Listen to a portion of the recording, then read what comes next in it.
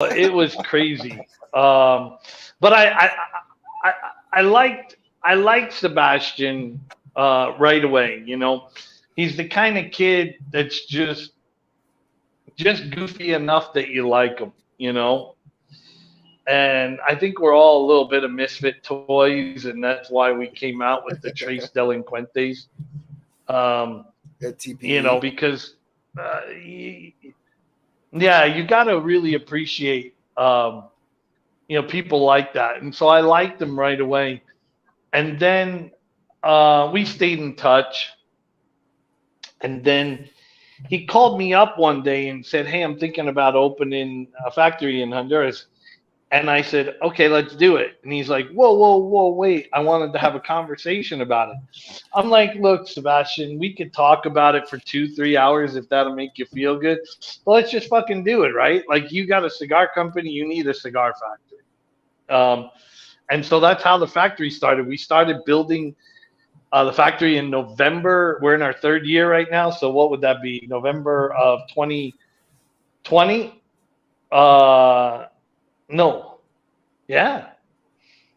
Yeah, November 2020. And we opened the doors January 1 of 21. So 21, Wow. 22. Yeah, we're in our third year. Yeah. So what do Yeah. what So I, I was going to say, what about your career? Because now you're sales director. So you've led, from the food industry to trading commodities. How have you used your experience to develop a sales program for such a new company? you know, um, sales are easy, right? So from the Cavalier, Oh, I I think went we're out again. yeah. Okay. Okay, you're back. Our goal is to provide. Oh, I think we lost him. I He think we needs lost some of him. that Starlink. I know, He right? needs Yeah, why Starlink would? down there Yeah, why wouldn't? That's a great point. That is a Um, great. Bring that up. because he's old. Provide the seat price. Do that your product mean. Brian, we lost you. He's old and he doesn't know what Starlink is. Yeah, Sebastian's a grown ass man and he keeps referring to him as the kid. Let's see if we can get him in. Yen? There you Yeah. go. Just when the wife brought me more tea, um, she I swear to God, she has like a nuclear reactor in the kitchen. This tea is so fucking hot.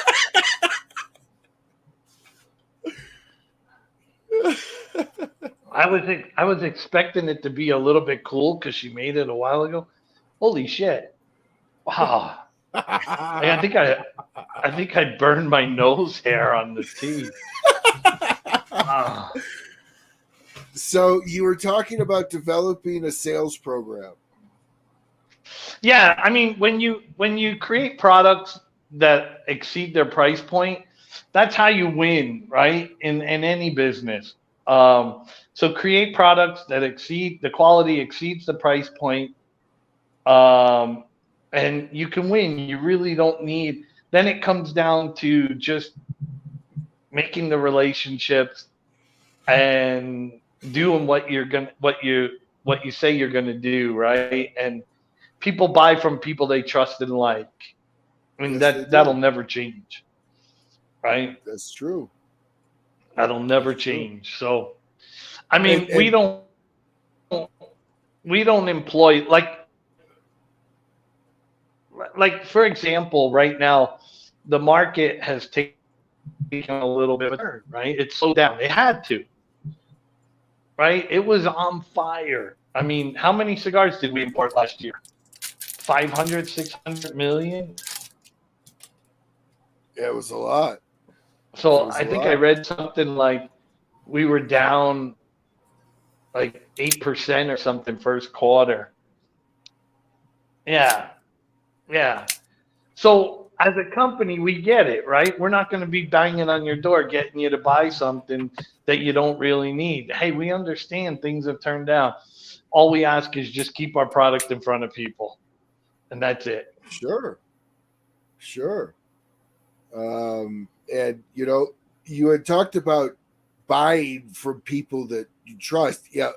In all honesty, bringing Kevin into the situation, Kevin sells, not sells, but promotes a lot of products that a lot of people buy because they trust Kevin. So, Kevin, let's bring you into that question too, because you kind of started Trash Panda. So, how has that been getting people's trust to kind of go over to Trash Panda? It's been fairly easy, because people do trust us, because we don't recommend anything that we don't smoke. Jessica is the one that introduced me to a Cavalier cigars, basically because she was in love with Sebastian with his rugged good looks and his beard. So Jessica actually gets me on a lot of these boutique cigars. And then some I like, some I don't like. The ones that I don't like, you're not going to see me smoking them just for money, just for promotions. We'll never do that because people really, really trust us in our opinion. So it's not just about taking money and advertising cigars. We want to make relationships with companies. Before I even so you've got Sagrado down there below. Before we even I just got some of their cigars in. I want to know about the company. I want to know about the history, where they're being made, just before we start smoking them and before I throw a picture out there on Instagram. And, Cavalier has always been, God, from the very first cigar I smoked to the very last one I smoked, they're just super high quality. Yeah. You never have any issues with them. And yeah. I did have an issue. Kevin, you're a likable guy. I remember the first conversation.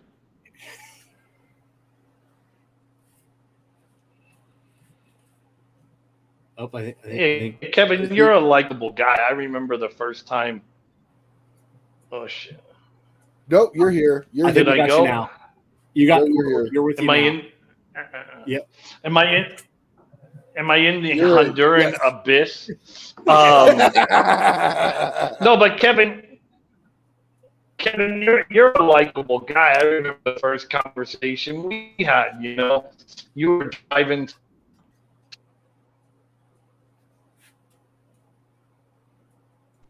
We're back. We might have to go a part 2 to this. We're back.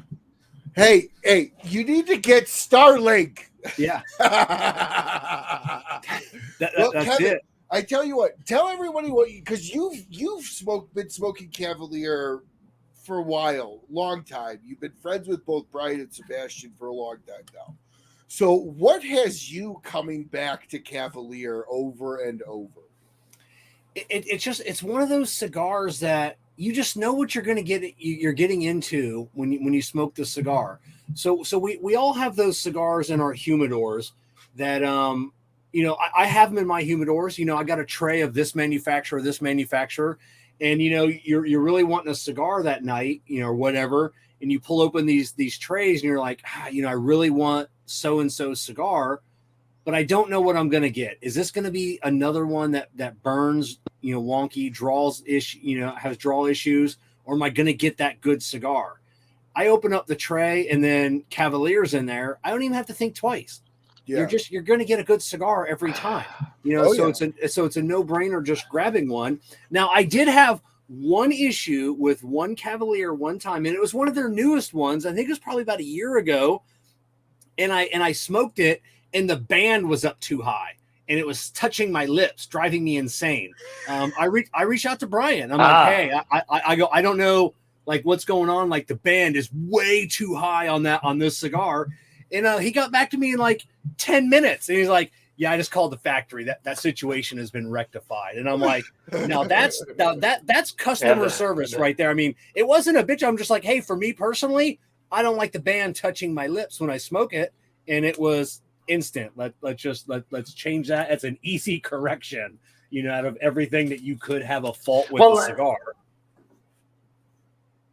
Well, it's like, Kevin, I don't think you were here when I said I take the bands off before I start smoking. And part of it is for that reason. I don't like see, where's the camera? I took the bands off of this. Yeah, I take the bands off. I forgot my lighter outside. I feel like I'm on an island right now without fire. Well, I introduced my wife to Cavalier about 2 weeks ago. The Cavalier Black I gave her. Next thing you know, she's halfway through the cigar, and she's like, jump on smoking and order more. So I jumped on smoking, and we ordered more. So she loves your cigars now, too. I just ordered the regional USA release Toro from Smokin'. Great cigar. Came out. So I'm really excited for that. Yeah, that reblend and the repackaging on that came out really good. So, Brian, you live now down in Honduras. I've never been to Honduras. Kevin, have you been to Honduras? I recently, because I'm a cigar nerd, I recently just found out where Honduras is. So I'm dead to everybody knows me. I don't know where anything is in the world. I don't even know where states are at. And then I was looking at a map one day, and I looked at Jessica. I go, "Holy shit! This is where I thought Honduras was like on the other side of California in South America." And I'm like, "What? Nah. They're actually this close to Florida?" I go, "Get the fuck out of here with this!" And no, I haven't been. So, well, if you guys want to come down, you're more than welcome. Would love to. Absolutely love to come down. I'll give you the address. You can send my $800 plane tickets to. Yeah. I for some reason, because I always fly Delta, I just know going to Honduras, I'd still have a layover in Atlanta for some reason. I just know it. Hey, okay. So I think you'll. Hold the press real quick, Brian. Somebody on here, Megalomouth Radio has never had a Cavalier. Are they available in Ohio? Can they just go on and get a store locator on your website? No, not yet. The website is actually being redone as we speak. So up until about a week ago, you could, but now the website's being revamped. It should be up. But yes, we are in Ohio. If you reach out to me on Instagram via direct messenger, when I get to the office tomorrow, I will let you know where we are in Ohio. I should know that off the top of my head, but I'm a little bit old now, and I don't remember things like I used to. Yeah, I mean, you guys got it. You guys got to be in a couple hundred lounges. There's no way you can remember. We're actually. Go ahead, sorry. We're actually in about 850 stores in 31 countries. Yeah, so there you go. Oh, he's in Columbus. Go Buckeyes. So yeah. Well, I tell you what, if you can't wait till tomorrow to order your Cavaliers, jump onto smokin.com. They have all of them at unbelievable pricing. A lot of that because of Florida taxes and everything else on cigars. So jump onto smokin.com if you need to order them tonight, and they will be shipped very carefully and graciously to your door. So, Brian, since moving down to Honduras, you were previously in Nevada before getting up with Cavalier. So what has been the biggest culture shock outside of internet, which you guys, Kevin made a good point. You should get Starlink. Go with the Elon Musk Starlink. It's not available until next month. I've been tracking it. It's available starting in July. So Well, yes, I definitely will get go that. with Starlink. Definitely get that. But what has been No, no, the no. biggest culture shock for you from moving to the U.S. to Honduras? Water pressure. Water pressure in the shower. Is it like a drip? Is it like a jet wash? What is it? No, it's a drip. When I leave here and I go to Miami, because I have a house in Miami, first thing I do is jump in the shower and just get pounded by water, and I'm like, yes, this is so amazing. Yeah, definitely water pressure. Now, Water pressure, and what we is? live. Go ahead. No, we live kind of outside of Dan Lee too, so we're kind of in the country, and like if you're not in harmony with nature here at the house, you won't survive. We have spiders that are monsters and frogs and all kinds of stuff roaming around. And so we went away on a 5 day trip with my son to Attila, and then we came back here to the house, and we hadn't been here for 5 days, and the house was taken over. And he was like, "Holy shit, you live Dog, like?" I'm like, "No, normally I clean this out. You leave for 5 days, everything moves inside." you're gone for 5 days, and the outside moves inside. I think that's what he said, Kev. Is that what you heard?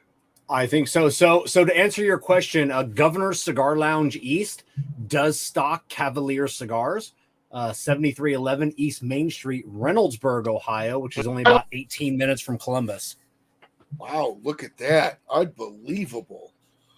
Kevin over there with out of the left field with an exact location to get those cigars. That's it. Governor's Cigar Wow. Lounge East. So Pretty Look at pretty that, impressive. Pretty impressive. So Brian, guys, I don't want to interrupt you, Ryan. Brian, go last ahead. time we were talking, you and I. What was going? Weren't you picking some avocados? What were you doing out of the tree that was out in front of your yard? What were you? I forget what it is you were doing. Oranges, apple. What were you picking out of your tree? I was in Sebastian? Texas. I was in Texas somewhere.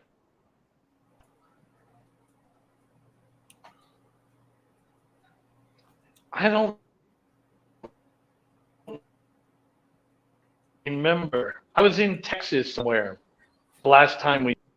Oh, that's weird. Yeah, I can't. Yeah, I can't remember because Jessica was just asking me about Yeah, that it's terrible. like a week or so ago. Like, what was he picking out of that tree? Him and Sebastian. I go, I don't know. I can't remember what it was. Oh, mangoes. Mangoes. That's what it was. You're Here getting old. You're watching the mangoes ripen. Yeah, no, it's actually mango season. Today, my girl made me a mango smoothie from the yard. It was pretty amazing. Now I will say that has got to be something that I think, I don't know, from my vision of living somewhere like that, the fruit has to just be always amazing. I just feel like all the travel shows. Oh, the fruit tastes like fruit, not like plastic. Yeah, I feel like in all the travel shows I watch, like you look at the Latin American countries and it's like the most beautiful fruit spread on like an outdoor fruit market, and it just looks incredible. It does, but they don't have beef jerky Yeah, and no. Doritos in their trees. No, or Duke's hatch chili sausages either. Yeah, which are fire. No, right now is mango season. We have 7 trees in the yard, so my morning starts by picking up mangoes. That's awesome. That's awesome. So, Are you like are you enjoying Honduras as much as you thought, or are you enjoying Honduras more than you thought? oh no, so I love it here, right? It's no problem for me to live like this because I took my kids to a Caribbean island one time when they were younger. We lived on a Caribbean island for a couple of years, and then I took them to an Indian. So this is really easy for me. By the way, this is Lagatha. Is that the one that This is got the mom. pregnant? Yeah, this is the mommy of 10 beautiful babies. Hi, baby. She's Hi, pretty. baby. So Oh, how she's gorgeous. And she has so these. oh, go ahead. There's a heck of a delay. No, no, no. Go ahead. I was going to ask because Go ahead. I didn't catch the first few minutes of the show. Is Sebastian, is the baby here yet? Not yet. No, not yet. Due very soon though. No, not yet. Okay. No, Okay. not yet. The baby will be coming, I think, the end of June, like right Okay. before the trade show. So will Sebastian be at PCA then? Yeah. Yeah, and then he's going to go straight home after. Oh, okay. He's got a very forgiving wife. My Yeah. gosh. Sport. Yeah, my wife would be like, "You better not leave me for Yeah. a week with a new life." I mean, when you get with, you know, like Brian had said earlier, you know, about, you know, traveling and the family, you know, when you get with someone in the cigar industry, you've got to know, you know, or you learn real quick, you know, I mean, especially when that's your bread and butter, your livelihood. Might be some things that you know, the husband or the wife misses out on. You know, hopefully it's not a baby, but you know, they do have a business to run. So Yeah, hopefully he gets to see the baby born and then he can leave. So, but then he'll go straight back. He had to have the baby in Switzerland anyway because they're really weird about citizenship in Switzerland. Yep. you know, and no offense whatsoever to Honduras, Nicaragua, but if I was given a choice to have if I was a woman to have a baby in Switzerland or on Honduras, you know, I think I would, you know, personally, I would rather have a baby in Switzerland.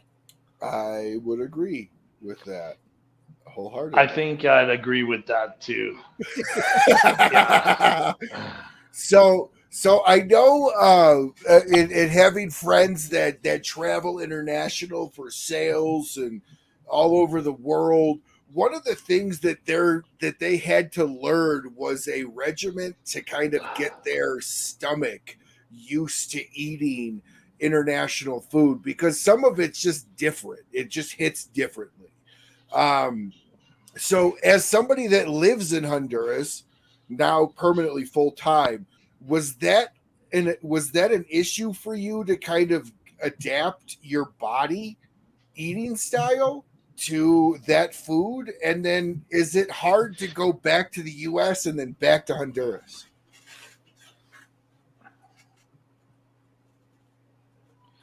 No, you know, I have a stomach like a billy goat. Watch, I'll jinx myself tonight. But I've gotten to the point where I can even brush my teeth with the tap water. Like Okay. I did make a mistake of drinking it one time. Like I completely forgot I was out of bottled water, forgot where I was, and I was fucked up for about 3 weeks. Oh, Really, that So, long? wow. Oh yeah, it tore me up. I mean, we have a fountain out in the center courtyard of the house that we use as a Honduran jacuzzi, and we fill the fountain up with the water out of the tap, and like in a day it turns green, brown, yellow. All I mean, it's just you don't want to know what's in the water, you know. But like we wash our dishes with it, you know. Like the tea I'm drinking, she made from bottled water. I hope. Yeah. Now, what about Sebastian? I didn't actually. Yeah. Oh, sorry. So, what about the time difference? Does he stay on Honduran time, or does he switch back and forth? Because I think it would be easier, especially for business, if he just always stayed on Honduran time. Yeah, because it's like 3 a.m. in Switzerland right now. Yeah. Yeah, it's 3 a.m. and then when he gets to about 10 o'clock and he starts texting me, not realizing that it's 2 o'clock in the morning here, he'll say, like, what are you doing up? Well, I wasn't up. And my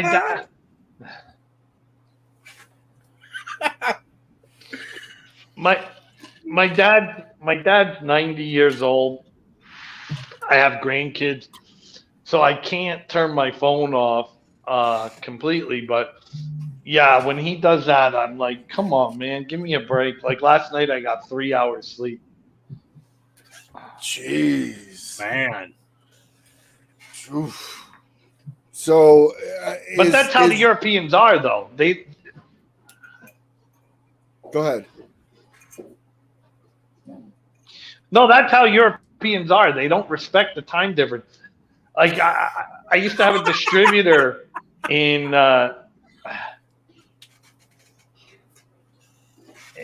Germany, and he would call me up, like, "What are you doing?" Well, it's 2 o'clock. I'm sleeping. Like, what do you think I'm doing? Oh, well, it's 10:30 here. I had a client, a very, very wealthy, successful contracting client when I was in marketing, and his sons ran the business. His hours at the business were from like midnight to like 7 a.m., 6 a.m. And the first time I ever spoke to him, I asked him, I was like, when do you want to meet? He goes, can you meet me at 2 a.m. in my office? I'm like, 2 a.m.? He goes, yeah, I'm not really a people person, so I really don't like to see my employees. So I'm in here when they're not here, and I'm gone before they're here. And my sons run the company. And I'm like, are you serious? If I show up at 2 a.m., you're not pulling my leg. He goes, no, I swear I'll be here. I'm like, okay. And so he worked Monday through Wednesday and then spent Thursday through Sunday in the mountains at one of his various houses. And that's how he worked. Wow. So. Wow. Yeah. Doesn't sound like a bad gig if you can do it. Yeah, he was an odd guy, but very successful at what he did. But he was a trader. So the reason why he kept those hours is he was a part-time trader, so he kept Chinese market hours. Gotcha. For the trading. That makes sense. So that's where he developed that. That makes sense. So, but. So how often do you come back to the States? Are you doing shows and events in the States? Like, how does all that work and coordinate with you and Sebastian being literally opposite ends of the world?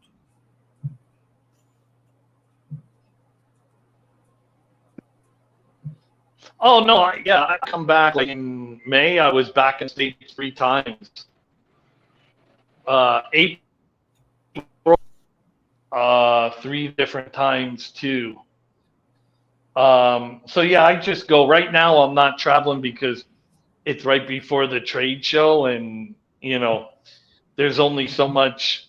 Hey, I'm gonna wait till the trade show. You can hear, right? So sure, you might as well take an opportunity to stay home with your loved ones. Remember the conversation we had about, do you love your wife? So if I can get a little extended stay here right before the trade show, and then I leave, I think on the 29th, I fly to Miami, spend 2 days in Miami. and then I go to Phoenix for an event, and then I'm driving to Vegas from Phoenix. Well, 2 days in Miami. Kevin, is your lounge done yet? No, I'm about 3.5 hours from Miami. I'll be down there next weekend though, hanging out. But no, not quite done yet. We're a couple more months away from having it done. So Brian, do you guys have do you guys have someone that like either I don't want to say national sales manager. Do you have someone that's here full time that you can rely on? Other than like a broker or a sales staff. Like you have someone in charge here of like handling because if you need to come and handle business here, neither you or Sebastian can just hop on a plane and be here in a couple of hours. No, we're actually looking at hiring somebody this year to do that. Right now, it's kind of me, but we're looking at hiring somebody this year to kind of take over that role. So we kind of kick the tires a little bit just to kind of get a feel for, what we need, what it's going to look like. And, unfortunately, it's one of those travel jobs, going to be on the road a lot, and it takes a special person to do that. I have a friend, that really wants the job, and I told him, I know you, I know your wife, I know your daughter. I would never, ever, ever do that to your family. Yeah, it's tough, we just actually a manufacturer reach out to us and ask us if we want to broker for them. Jessica and I as a team, for like the whole state of Florida and Georgia, and I'm like, no. I mean, we'd go in opposite ways. We'd never see each other, and and with kids, and you just can't, And then mixing, friendship with business, that's always tough. Some friends, they can't have a friend be a boss. That strains a relationship pretty good, or friendship. It does. Yeah. So Brian, a lot of the cigar world is kind of incestuous with each other in the sense that somebody moves from one brand to another to, build up another brand. And are you guys looking inside the cigar industry? Are you looking outside? And how do people apply for that job if anyone's watching and interested?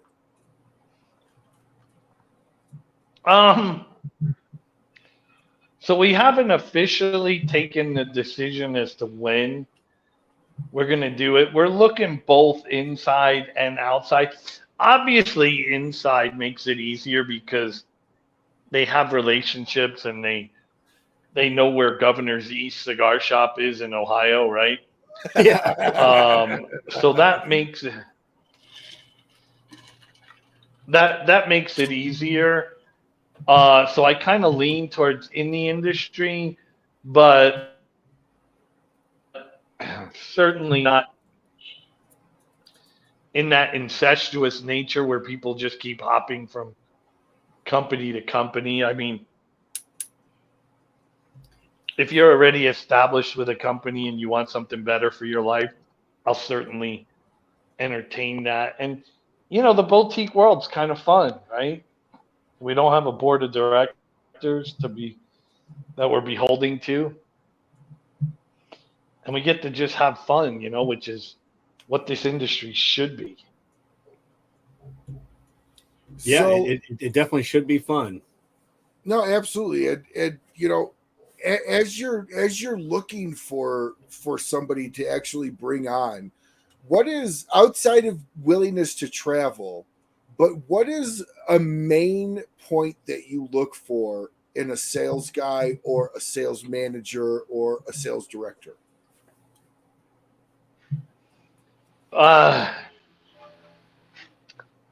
Do you know how to talk to people, right? So a sales leader, in my opinion, doesn't need to know how to sell. They need to know how to talk to people, and are you respectful of people, or do you put business in front of everything else, right? Um, there's some, like for example, I don't know if you all know Tim Wong, right? Yeah. Do you all know Timmy Wong? Yeah. Yeah. So Tim On Wong lost online. his Yeah. leg. Yeah. Okay, so Timmy's a sales rep. He lost his leg. Yeah, sales were down last year, right? But do you let the guy go because he had a tragedy? Or do you figure out a way that downturn? And that's really what I look for is do you put people first before business? Now it doesn't mean that you have a blatant disregard for business, but do you put people first? And do you know how to talk to people or with them? It's probably a better way to phrase it rather than at them or down to them. Mm-hmm. So it's for me it's really simple. You got to be able to take being said no to, a lot, and then persevere and overcome. It's like how do you turn that no into a yes? Mm-hmm. Absolutely. And Brian, to Kevin's point, That's why really hot girls. Yeah. What were you saying about hot girls? That's why really hot. That's why really hot girls make really bad salespeople because they never hear the word no. Right? Like That's a very they just valid don't point. hear the word no. And in fact, one of my Try. Go ahead, sorry. No, try looking like me and try to go into a bar and get a date. Or me. I still can't believe what I landed in life. Well, you look at Jessica. She started her new job as manager of Corona Cigar. And yeah, she's killing it over there. Nobody ever says no. Whatever she wants, whatever she's suggesting, that's what they're smoking that night. One of my mentors in sales always told me that sales doesn't start until you hear no. Yeah, that's when you start selling. Correct. So you made a very valid point. Correct. Those salespeople, and I'm the kind of guy. No. Go ahead. They struggle. Yeah. Like I'm the kind of guy that you say to me, not in a million years, and I'm like, yes, I'll come talk to you in 1,000,001 years. Like there's still a chance. So you're saying there's a chance. So Brian, with that said, share with us a struggle of yours when you kind of took over the sales side for Cavalier. Was there a shop that was like saying no to you guys that you sold? Tell us a story about how you overcame the no. I love stories like that. Yeah, I and it's real simple, and I won't name any names, but it's persistence, right? So when you go into a shop and they tell you no, they want to see if you're going to come back. A lot of times it's a test, right? Am I ever going to see this guy?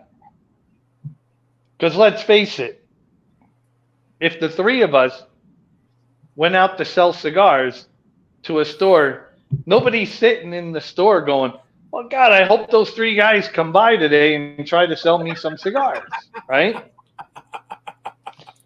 That's true. So a lot of times the first no you get is to see if you're ever going to come back. So it's actually a shop in Florida, Kevin. So I met this guy, and he told me, not in a fucking million years will I ever buy from you. and just went back to doing what he was doing. And I Wow. said, hey, tell you what, I'll be here next week. Now, I was living in Reno at the time. I said, I'll tell you what, I'll be here next week, same time. And so I got on a plane, and he was like, hey, I didn't think I was going to see you again. And so we sat, we had a little bit more of a conversation. And I said, look, man, you can tell me to fuck off. I'm going to come back again and again and again. There's no quitting. There's no quitting this guy, right? And finally he came on board, and we're going through that right now with another company. Just refuses to bring our stuff in. For what reason? I don't know, but I'm not going to quit. Now, Sebastian, being younger, he's like, I want him to say yes right now. I'm like, yeah, I get it. That's the virtues of being young, But he's not gonna say yes right away. So we've been working on this for like, oh my God, since before TPE. So what, 5-6 months now. So we'll see what happens at PCA. So But when I you guys think go ahead, sorry. I think to sum it up, it's just that, is this person going to show up again, even though I told them no, right?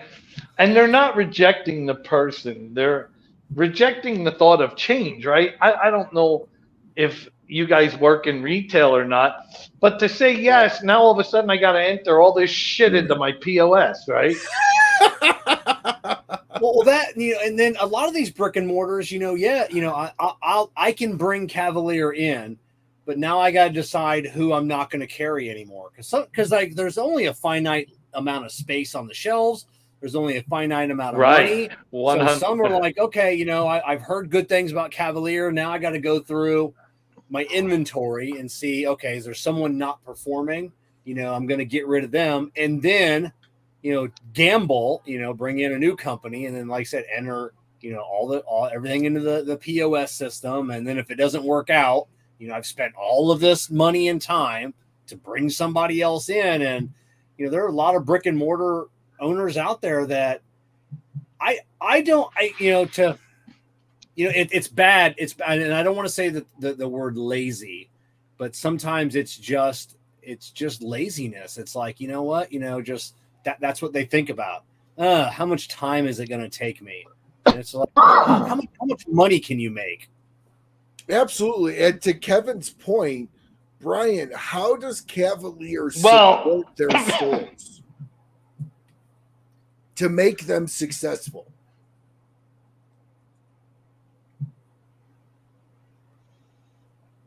Well, so we have some of the best brokers in the game right now. Like, literally, I talk to Sebastian all the time. We have nowhere to go. What we have are the best of the best. So we put really good brokers in place. And then Sebastian and I realize our one job, aside from making great cigars, that goes without saying. Our one job is to create demand for our product. And we do that through our social media channels. Being on shows like this. Look, we supported a shop in Columbus, Ohio tonight. That's pretty amazing.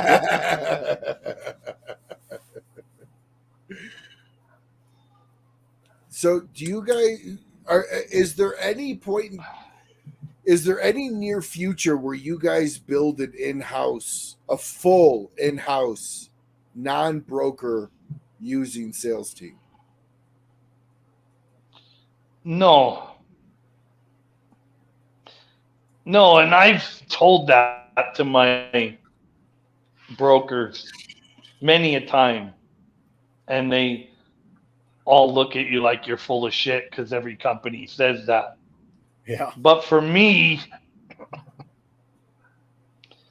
the group I've had going on 7 years now. Do I really want to break up with people that I know for 7 years and I know what to expect from them and I know that I can sleep at night knowing they represent our brand in the manner in which I would like it to be represented? There's value to that. Mm-hmm. Like we just made a rep change a while back, and the guy who we replaced came up to me at the TPE and said, "Hey, I respect you because since you let me go, you have had nothing but great things to say about me." And when I made the change, I explained to him because right away everybody wants to know, like, what did I do, right? It's not something you did. It's just with this guy representing our brand, I'll sleep a lot better at night. And that's nothing against the other person. It's just those are the people that I have faith and confidence in. And that is, you know, look, true leadership is finding great people to put around you. And I have great people right now. I mean, Nick Goss, I don't know if you all know Nick Goss. If you don't, you need to get to know this guy. He's a broker in New Hampshire, Massachusetts, then New England states. Doesn't have an Instagram, but he has a Facebook. And he's an amazing guy. Why would I go and look for somebody else when I have the best of the best right there? And so the answer to your question, I don't think I'll ever go that route. Well, so a fair rebuttal to that, and Kevin, correct me if you think this isn't a fair rebuttal. A broker represents a handful of brands. How are you always going to be able to make sure that they represent your brand to the fullest that they can over another brand? So that's a great question, right? So with salespeople, you fight for market share. Mm-hmm. With brokers, you fight for mind share. So are you easy to do business with? Do they have the tools to be able to do their job? You wouldn't believe some of the horror stories you hear about samples. People don't want to send their reps samples because they're afraid they're selling them out of their car. Well, my rebuttal to that is you have the wrong broker if you feel that way, right? Mm-hmm. So the way you do that is you fight for mind share. You know, you clear the road in front of them and make it easy to do business rather than be a roadblock. There's nothing worse than being a salesperson and having your sales manager say to you, your sales are down. Well, you don't think I know how to read a fucking spreadsheet? Help me create a plan. Help me create a plan that'll get me out of this funk that I'm in. So for me, that's how I work with my brokers. And unfortunately, not a lot of companies do that. You know, and the one benefit that I see, I got a lot of friends that are brokers. These guys start the week.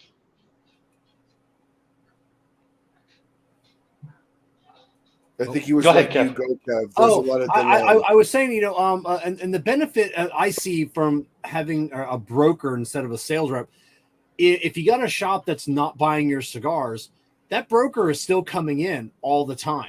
It's like, hey, we don't like Cavalier. We don't like Brian. 100%. We don't like the way he looks, but that broker is still coming in every single week, every single month, still inside that shop. And eventually, you might have that chance to be like, hey, I know you said you don't want to carry Cavalier. They just came out with this new cigar. Try this new one, and then maybe it's like, oh, hey, this is a really good cigar, versus a salesman, saleswoman. You're like, I don't want Cavalier. Don't come back here. Okay, I won't come back here. That broker's coming back every single week because he's got other brands, and that's always a chance to get your cigar in there. So I believe in the broker model. Right. And the other side of it too is the incentivification of it. I know as I'm licensed in life and health insurance, and when I was a broker, every independent broker, don't believe any of the commercials when you say there's no opinion on who they want. No, there is.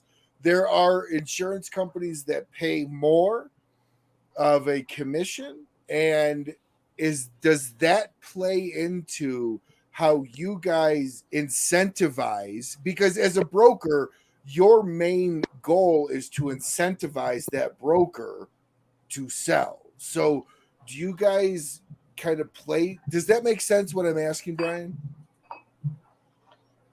Oh, 100%.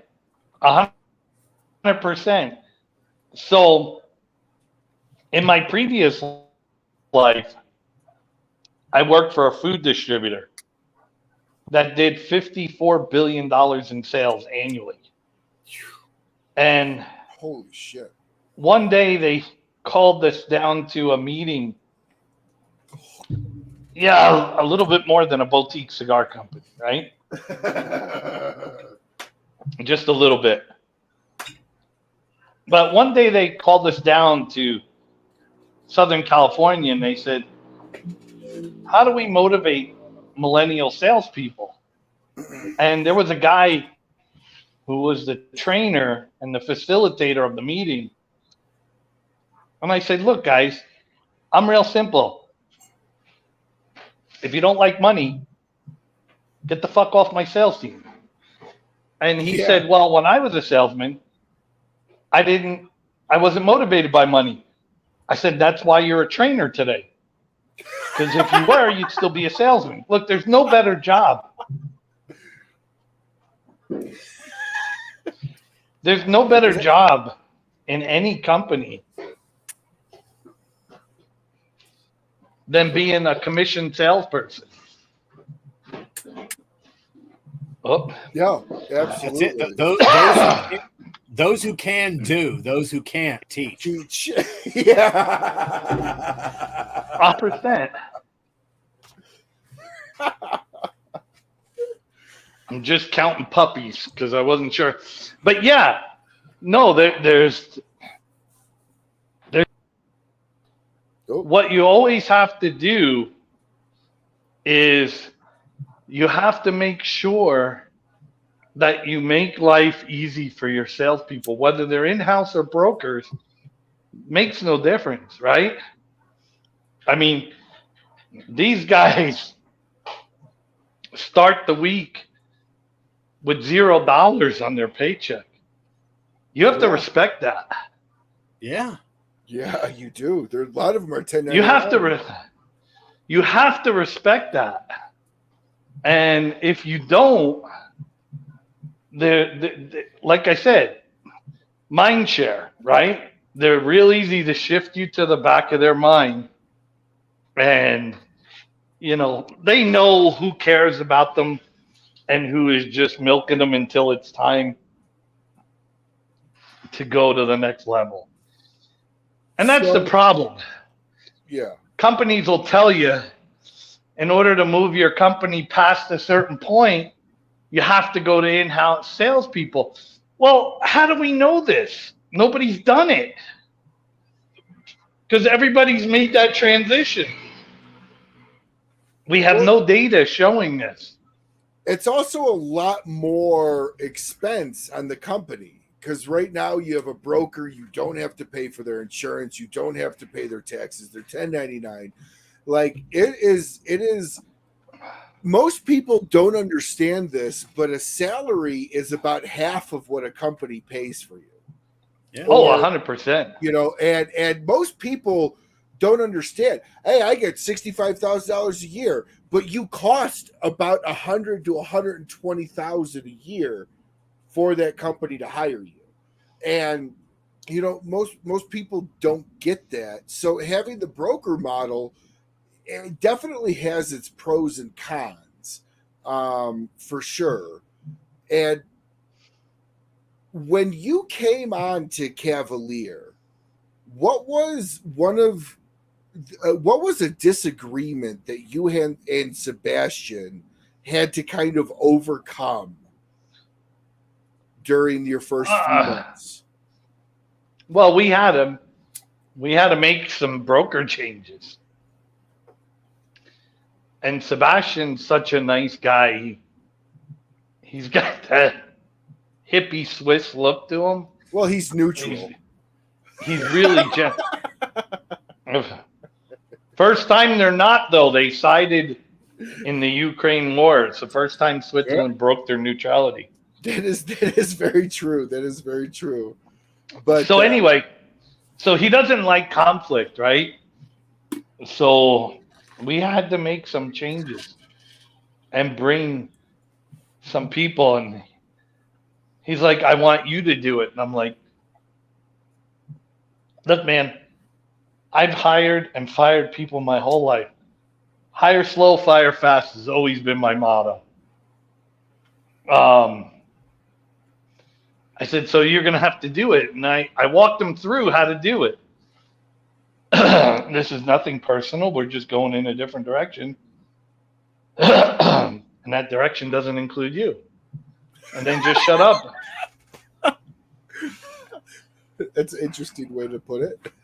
Yeah, cut and dry. And then just shut up and listen. And they're going to tell you all sorts of things about your mom, your grandmother, and your wife, and all kinds of nasty stuff. Just let them go, and then say, hey, any company product that you have left. Now, these are guys that were blatantly just horrible. Like we had one guy that made the new incoming broker buy the samples from him. So this guy was an absolute piece of shit, right? So wow. Why would I give that guy any more respect than just, hey, we're going in a different direction and you ain't coming. So, if it's a strategic move from somebody that's performed well but could do better, then the conversation's different. But if you're just an absolute train wreck, that's what you're going to get. So, of course, he did it. And then he didn't listen to me, and he tried to defend himself. And that's when it got personal. And I'm like, see, you opened the door. Just tell him this is what we're doing. We're not, no hard feelings. We're going in a different direction. And then shut up. But, yeah, that was something that was hard because he's young, right? See, that's the thing. It's kind of cool, right? Because he's the same age as my first son would have been. I lost a kid 31 years ago, Sebastian's age. So it's kind of cool to get to mentor a kid like this. Amazing. And, I get mad at him just like my kids, like we were ordering, I'll tell you a story. I'll air our dirty laundry. We were ordering 100 T-shirts for the trade show. Right? And I had 12 emails for 100 T-shirts. I finally said, get me off this fucking email thread. You're just clogging up my inbox because I'm a zero inbox guy. Like, I like my inbox clean at the end of the day. So 5 minutes later, he just came back and said, yeah, order the T-shirts. I'm like, that's exactly what should have happened 10 emails ago. Right? So it's kind of cool. because I get to school them as a kid. Now, when you came on, obviously before you, Sebastian wore 99 to 100% of all the hats. So when you came on, did you guys have to like sit down and go, I'm doing this, you're doing that? Or was it a little bit more natural and you kind of just fell into the role? Well, so we had opened the factory together, so we were already working, and he kept telling me, "Hey, I need to bring somebody in," and I would school him on, look, you need to bring in somebody that is emotionally attached to your brand, cares about what you're doing, and so finally one day he said, "Well, isn't that you?" And I really hate when kids are right. Kind of like the retailer, right? Now I got to disrupt my life, right? And do some actual work, right? Um, so no, we just kind of gelled together. Um, we have our own roles. Like he says, I have no idea when it comes to the salespeople and what to do, and he doesn't know how many things that he wants from the salespeople never get to the salespeople, because you have to respect the fact that these guys are brokers and they don't work for you, right? Mm-hmm. So, like, a lot of people don't know that as a broker, I can't tell a broker, I need you to go to this shop 10 o'clock Tuesday. That violates, you can't. That violates every labor law for 1099s. Mm-hmm. And that's not just state by state. That's labor laws, right? Mm-hmm. And so, it's like you have to. I think the biggest thing for us that we have an advantage over everybody else is we kind of get the broker model. And like I said, in-house sales force, you're fighting for market share. Brokers, you're fighting for their mind share. Somebody says, "Hey, I want to do a cut and light," and they know that they can have samples to support that cut and light from us.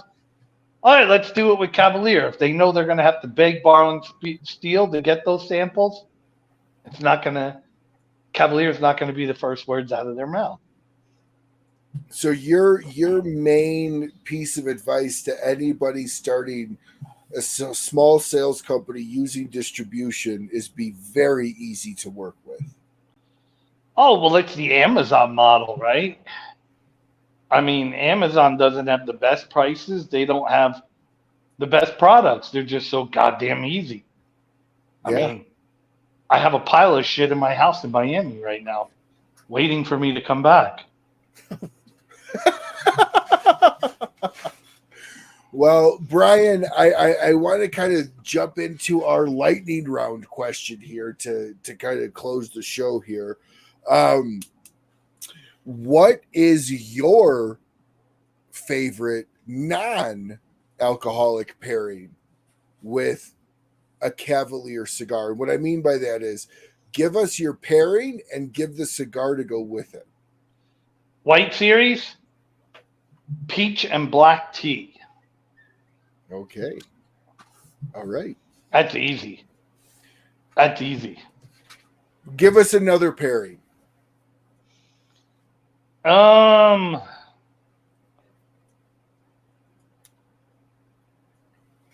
That's my favorite, so that's what I do the most of. Fair enough. I just stumbled upon it one day. And so, I mean, obviously, with a Habano, I like banana milkshakes.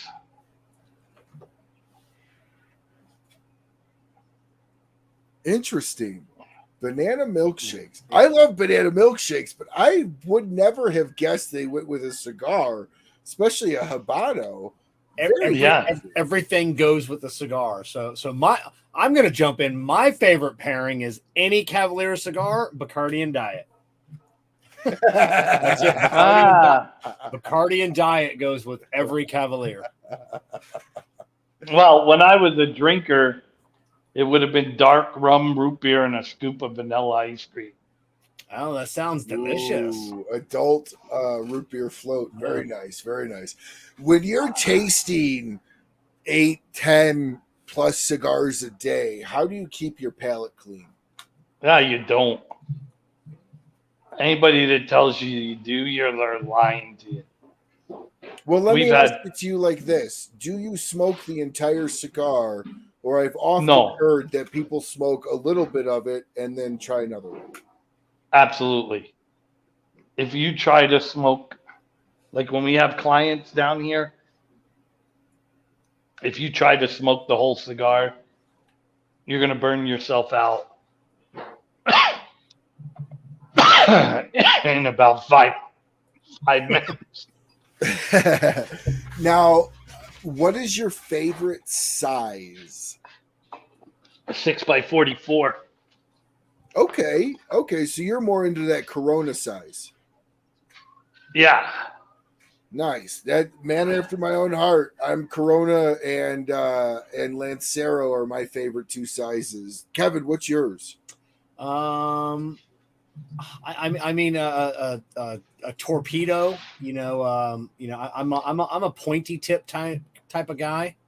So yeah, I'm always other than that, if it's a regular Vitola, I don't know, Toro Robusto. I'm just I think I'm your average cigar guy. Toro Robusto, Torpedo, Bellicoso, which is a little bit less, Bellicoso. Probably the Bellicoso size cigars are probably what I smoke the most of. Now, Brian, do you like the 660s, 770s, and bigger at all? No, not at all. I think we only make them because we have to. That's what I was going to say. Yeah, because a lot of companies are like that I've heard. They make them because they're requested, and they're always I hate to use that term because someone will get on me, but they're just not good.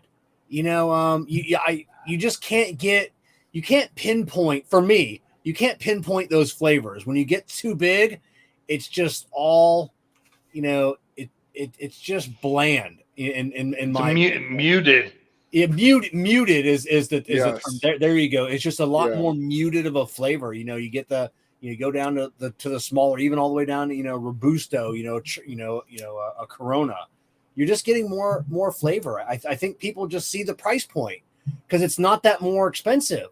To go from a Robusto to a 660. Realistically, so that your price difference not that great when you're on a retailer shelf. So someone looks at a 660 and like, oh, this cigar is only 75 cents more, but I'm getting twice the cigar. I'm gonna smoke that. It's the other side of it too is the connotation is I'm more of a man because I'm smoking a 660. I've heard of people walking up to people. Anyways, Brian, that happened to me, by the way. Okay, go ahead, share that story because that's relevant. So I was in Vegas at Vegas Cigar Week. It's kind of like Houston Cigar Week and all that. And a girl called me over. She was at a table with like 5, 6 other girls. And she said, how can you feel like a man smoking that Lancero?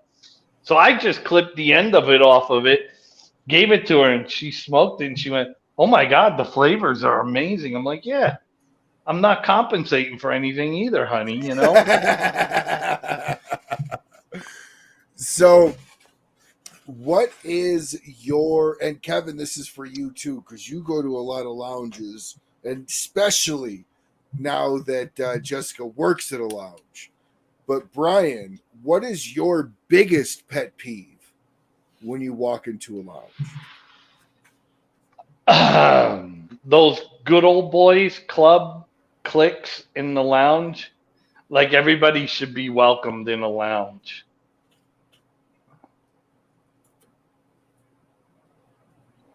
So you have a problem with the Yeah,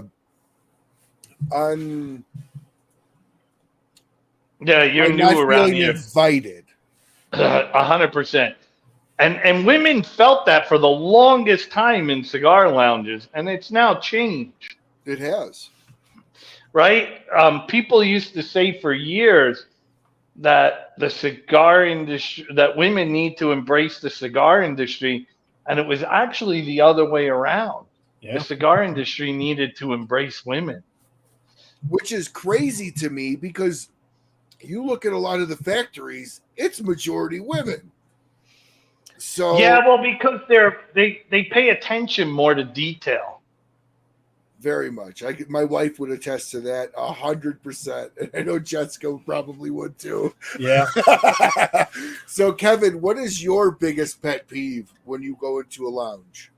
So I have two pet peeves. One is being ignored when you first walk in. So we've got a couple of local lounges here that a couple of us, I don't hang out as much as I used to, but one thing that we always, and it was kind of like an unwritten rule, or a written unwritten rule between everybody in the lounge. As soon as somebody walks in the door, even if we're all mid conversation, everybody stops, whether it's 2 guys, 6 guys. And as the patrons, we always greet that person at the door. Hey, how's it going? You know, we want to make sure that they feel welcome, because you walk into a lounge and you got a group of guys, you know, or guys and gals, it can be intimidating.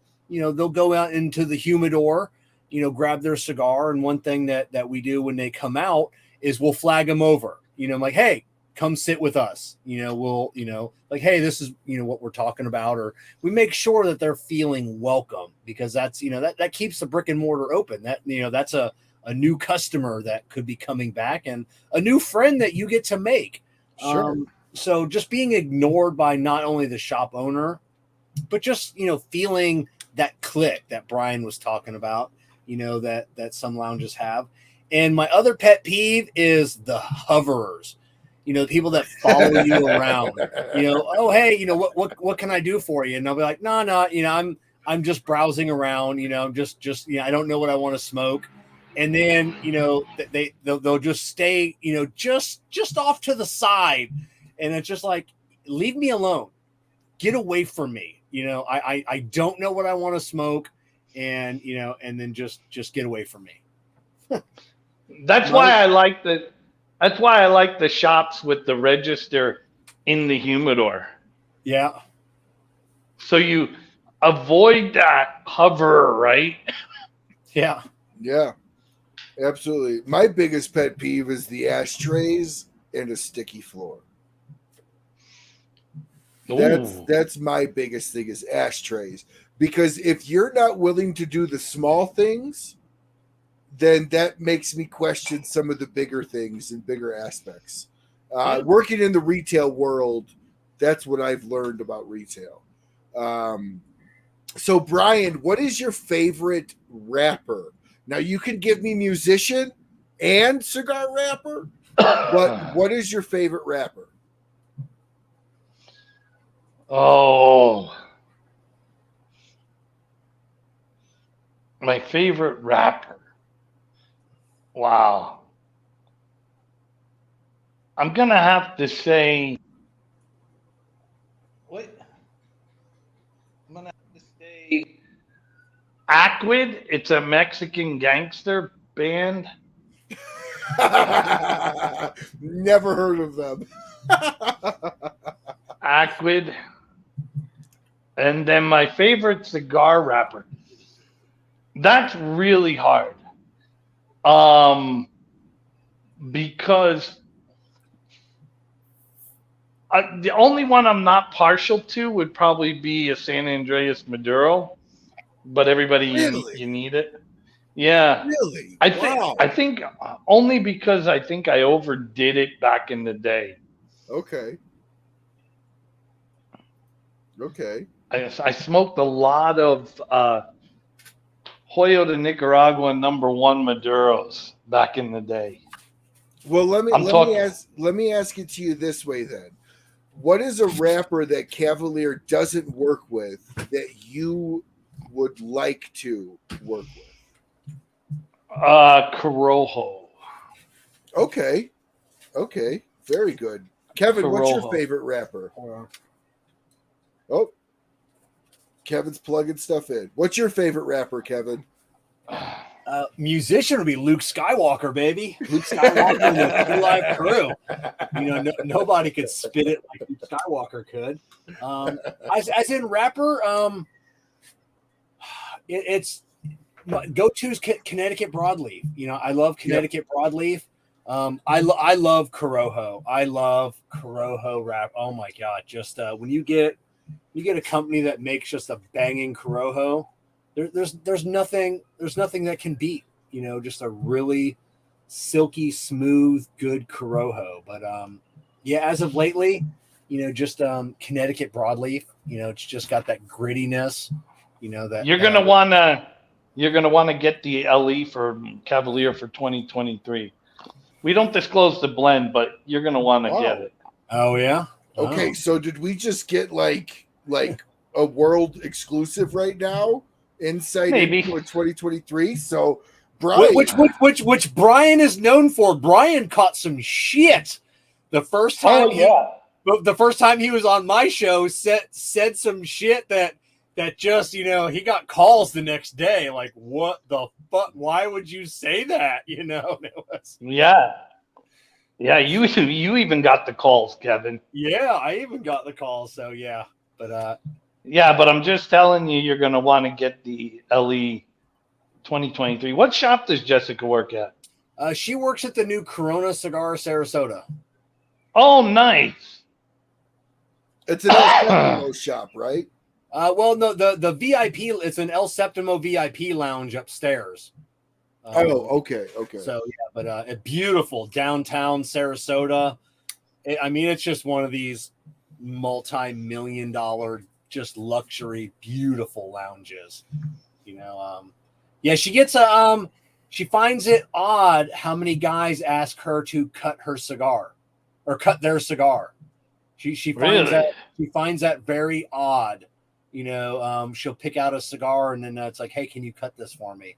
So she's not sure if it's a just that person thing or if it's just the fact of a lady, cutting the cigar for them. So she's finding that, a little odd. Huh. Well, interesting.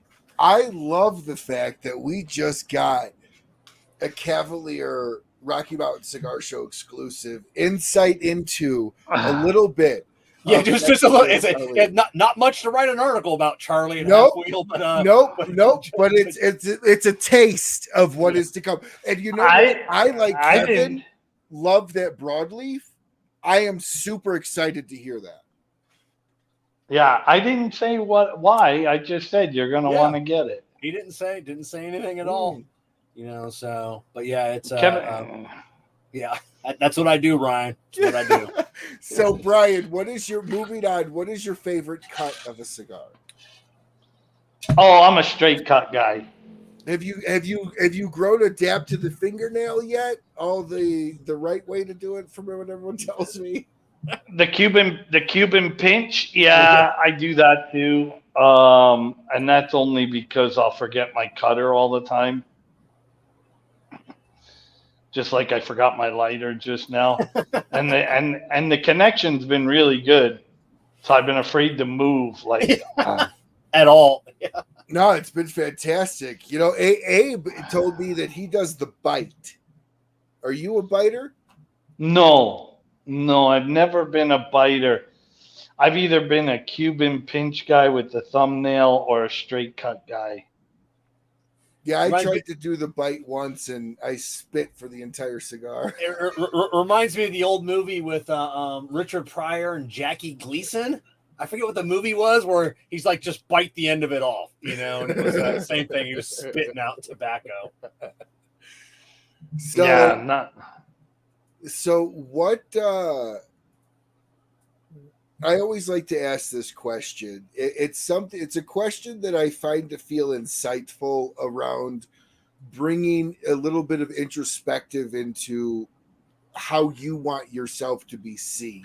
I took this question very forthright from inside the actor studio when James Lipton was alive. He closed every one of his shows with, and Kevin, this is for you, and I know it doesn't necessarily fit you, but you can answer it if you feel.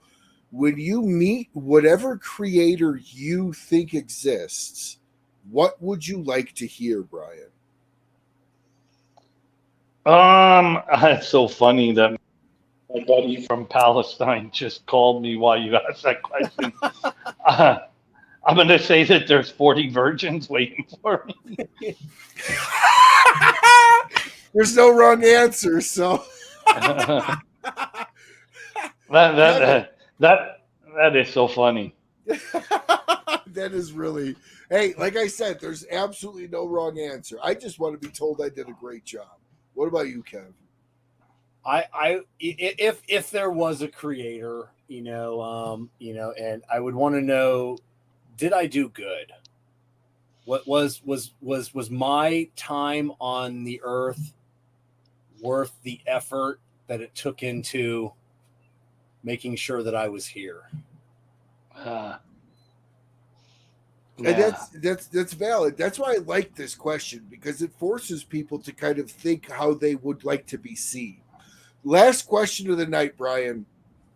By the way, yeah. I used to end a lot of sales meetings back in the day with, if you had to write your sales career eulogy, what would it say? So it's kind of along the same lines, right? Like, what would it say? So that's really interesting. I love that question.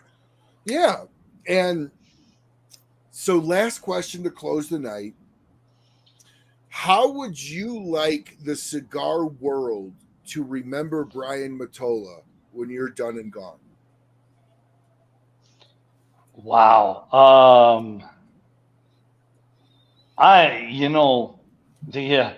Being over 50, you think about your own mortality more than you do before you're 50. I mean, that I came, I had a good time, and I left it a little bit better than I found it. That's what everybody should hope for. And Kevin, I've never asked you that question. As I know we hate this term as an influence or whatever the fuck that means, but Kevin, how would you like the cigar industry to remember you? As a disruptor? I mean,